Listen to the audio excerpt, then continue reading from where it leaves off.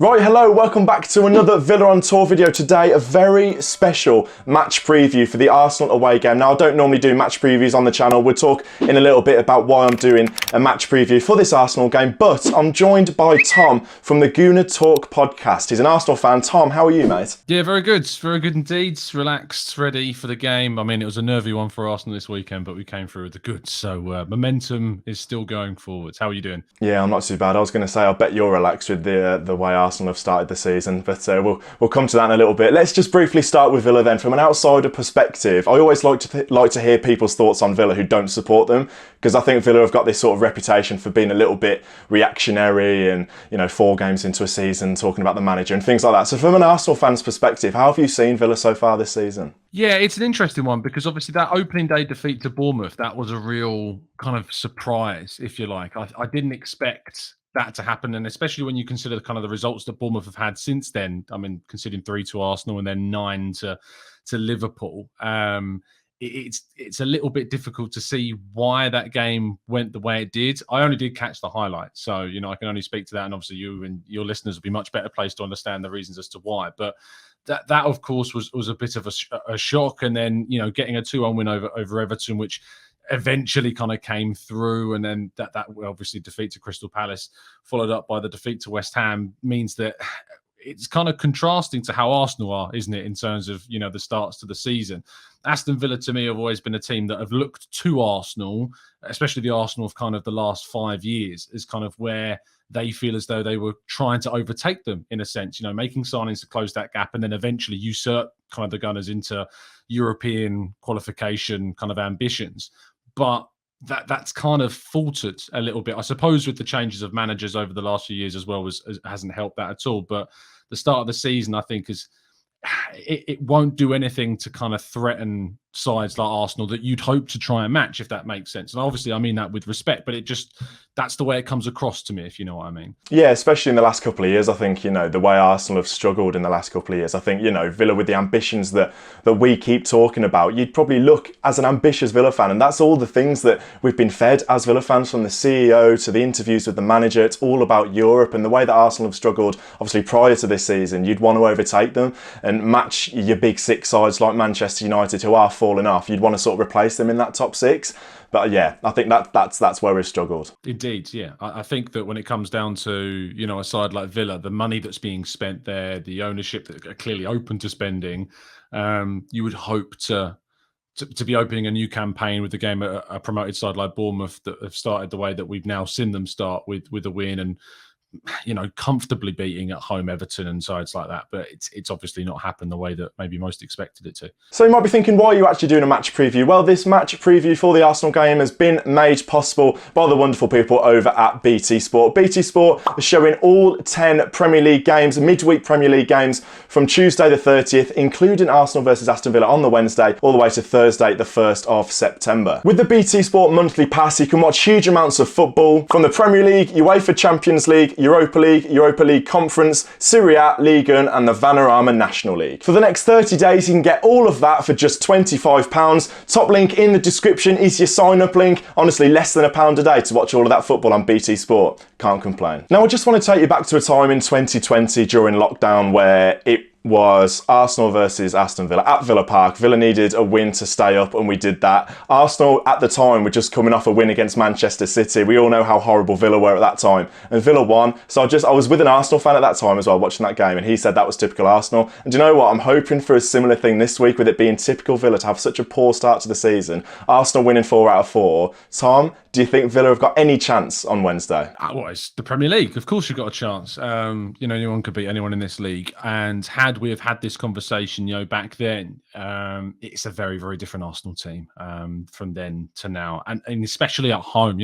I know that Arsenal went away to Villa Park and won last season. I think it was a narrow 1-0 victory, wasn't it? Bukayo Saka with the goal.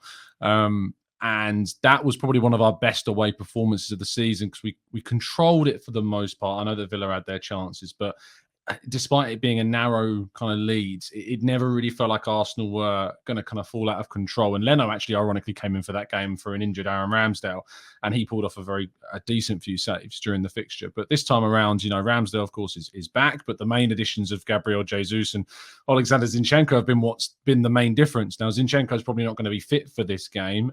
He was left out as a precaution against Fulham, but Arteta wasn't exactly confident that Zinchenko would be returning for this. But Jesus will be there. Tierney, of course, is a very apt, cover and competitor for Zinchenko, so he'll, of course, come in. And Partey still similar to Zinchenko. There is an expectation that he might not be available. So El Neni, like he did against Fulham, will probably come in again. I feel as though Arsenal at the Emirates this season are quite a force to be reckoned with. Last year, we were really trying to build something against the bigger teams. And I know that at the start of the season, we lost that game to Chelsea, but had that Arsenal team that played at the end of the season that actually won at Stamford Bridge, played the Chelsea team at the start, I think they would have got a result against them. We were very unlucky not to get a result against Manchester City at home.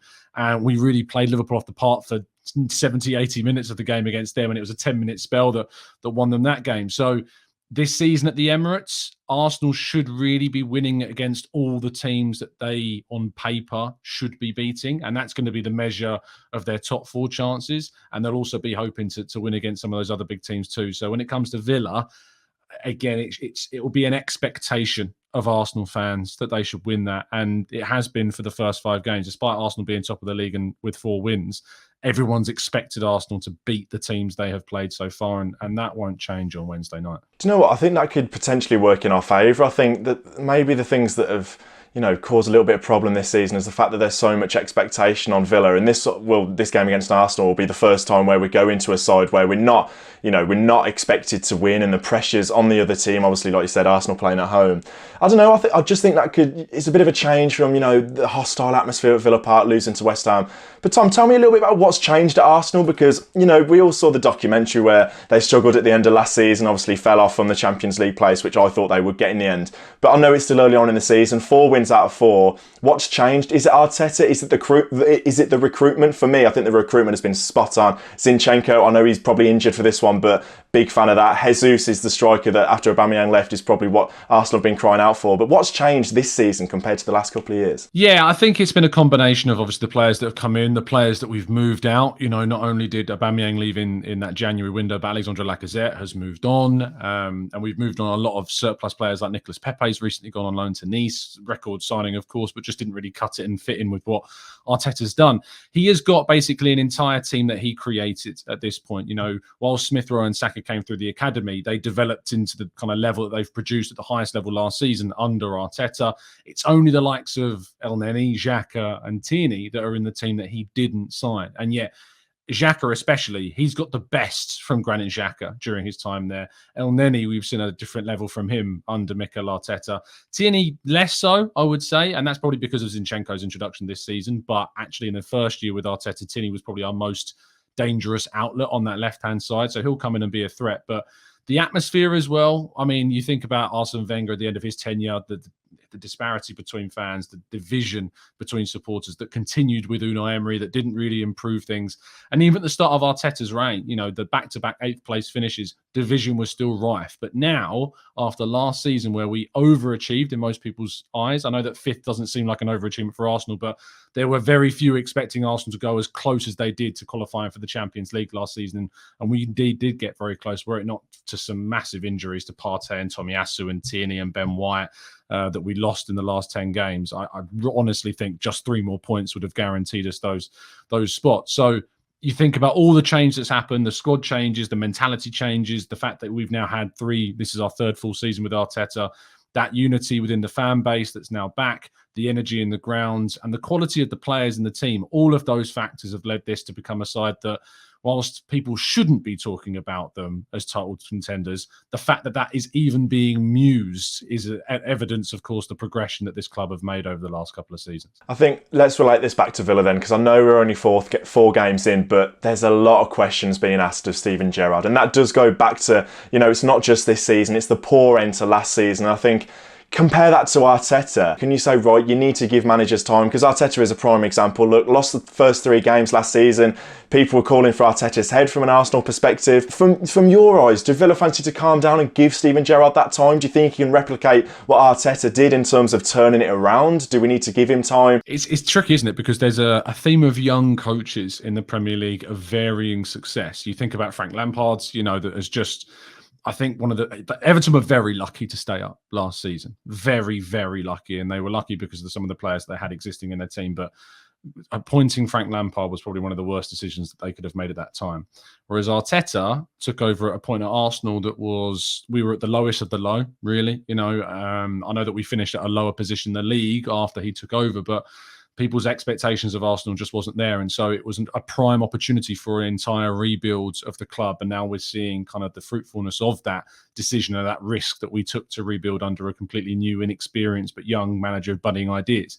I think when Gerrard took over, from an outside perspective, of course, and feel free to jump in and tell me I'm wrong on any of this, but I think from an outside perspective, I saw a manager coming in, obviously, with lots of potential, that had achieved things at Rangers, that kind of had that feel of, he was a bit of a coiled spring of a coach that just needed the little bit extra resource in a better league, and you could really see what he was capable of achieving. And I think that there have been some challenges that have come along during his time, some tricky results, maybe some experiences that he wasn't used to in a Rangers side that, besides the likes of Celtic, dominated that Scottish league. And he's found that quite challenging. So how he responds now, this season in particular, is obviously, I think, from my perspective on the outside, a bit of a make or break for him. I think he has to show progression at Villa. And if he doesn't, it's different to Arteta, because I just don't think necessarily there's enough evidence to suggest that he is worth sticking with at this point. I mean, tell me if I'm wrong. Do you think that's fair? Is it make or break for Gerrard this season? Yeah, I agree. I think the only reason for that is Dean Smith got sacked, and the reason that the CEO came out when he released the statement when Smith got sacked was the fact that they could not see that progression. Smith, it wasn't, he was given 10 games at the start of last season, but it wasn't just that poor 10-game run that got him sacked. It was the whole of 2021. And I think if you apply the same logic to what's happening with Steven Gerrard, he's got to be in trouble. He has, because you go back in the whole of 2022, it's 1 win in 8, it's 3 wins in 15. You can throw all these stats out there, and it's the same sort of thing. So if you apply the same logic, Steven Gerrard is under immense pressure. But we'll talk about Villa then. From an Arsenal fan's perspective, and Villa are coming to the Emirates, we are the underdogs. Talk to me about any potential threats. I don't know, I've got a massive smile on my face when I'm saying that, because I just can't imagine it based on what we've seen so far this season. But hopefully we see a change. Talk to me about the threats that you see from Aston Villa. Yeah, well, of course. I mean, you think of Philip Coutinho, you think of Emi Buendia, Danny Ings and Watkins are the obvious ones that stand out. Who knows which of the combination of those players will play, because I know Buendia didn't play at the weekend and came off, and Coutinho is kind of between them two, which is odd because I really thought that when you signed Ings and Coutinho and Buendia, they would form kind of a triplet with Watkins playing slightly off-centre. And I know that has been tried at Villa, but I thought that would kind of establish itself, especially because Buendia at Norwich shifted towards the right quite often. So it made a lot of sense to play Buendia on the right, Watkins on the left, Ings in the middle, Coutinho kind of playing in the hole behind. But that's not necessarily worked out. The signing of Diego Carlos, it's a shame that he got injured. I mean, I wouldn't say that he had an amazing start to the season by any stretch of the imagination, but he was a good move. So losing him is a big blow. And I mean, Matty Cash has kind of established himself as one of the most consistent players, I think, in the Premier League defensively for a fullback at times, which is something that a lot of Premier League fullbacks can lack. But he's impressed. And I know I'm coming from this outside perspective, and it might be naive at times, but whenever Arsenal have come up against Cash, he's always put in a really strong performance against Arsenal. Luka Dean was always an interesting one as well. You always seem like the biggest threat at Everton on that left-hand side. He's got such a CV of clubs, PSG, Roma, Barcelona, and then ended up at Everton, where he impressed in the Premier League and I think became one of the most appreciated Premier League left-backs in the campaign, but hasn't necessarily seen that translation to Villa as of yet. And then Boubacar Kamara was a really good signing on a free. This is someone that can play at centre-back, can play in midfield, was being scouted by the likes of Manchester United. Arsenal had been mentioned. I think Barcelona had been mentioned as well as interested parties. So when that deal got done, it was a case of, okay, yeah, in the summer I can see Villa really, meshing this team together with players like as good as Kamara. but it's not gelling at the moment. And so whilst I see individual threats, as a team, I think that's the thing that Gerrard's got to overcome. So when you're going up against a side like Villa, you're not just threatened by the individual names on that list, but by the way that they interconnect and play with one another. And at this moment in time, I feel as though if you can stop the creative sparks in that Villa team and stop the ball getting to those front two in Watkins and Ings, that threat can get disconnected quite easily. And that's probably one of the biggest challenges that Gerrard's got to try and overcome. Yeah, if people watch my West Ham video from the weekend, I don't know whether I was just, heat at the moment, having a go at Gerrard after the game, but we've got creative players there in absolute abundance. Like, I think the majority of Premier League teams would love to have Coutinho, Buendia, the list goes on, Watkins, Ings, Kamara in the midfield. It's a great squad. We've got a lot of talent there. And I think a good thing as well is this season we've got that strength in depth. I think that last couple of years that's been our problem. You've got that starting 11, but you haven't really got anything off the bench. But I think we've solved that this year. And I think, look at the game against West Ham. It was a poor, boring, stodgy first half. West Ham they were terrible. They were sitting back. Villa had most of the ball. But we had these players on the pitch, but they just don't look like they know what to do. We couldn't unlock that poor West Ham defence, and we were over-reliant on the fullbacks. If you see the heat map, Matty Cash going forward, because we're so narrow, he's so by himself, and Luca Dean on the other side is just getting absolutely crowded because Ollie Watkins pulls over to Luca Dean's side of the pitch. Danny Ings does, Coutinho. They all they don't really stick to their positions, and everyone's a bit all over the place, and it's just a little bit hopeless, a little bit clueless. We don't have an identity, and I just think, is it one day just going to click? Is it going to click one day? It could be against Arsenal. It might not ever happen. I don't know. I just can't see it clicking at all at the moment because I don't think any of these creative players know what they're doing. I think the bright spark of this season is Boubacar Kamara, like you touched on. He's had the interest from the big sides, but he is alone in that midfield because the fullbacks bomb on so much that the other midfielders are forced to cover at fullback, which leaves Kamara in that midfield by himself. And that's just another example of people not quite knowing what they're doing and are we set up correctly? I just don't know. Like I said, I hope it clicks one day. But Tom, hit me with your prediction for Wednesday. I'm going to go with a 3-1 to Arsenal. We've still got these kind of gaps creeping up in our defence. You saw that with the mistake of Gabriel against Fulham.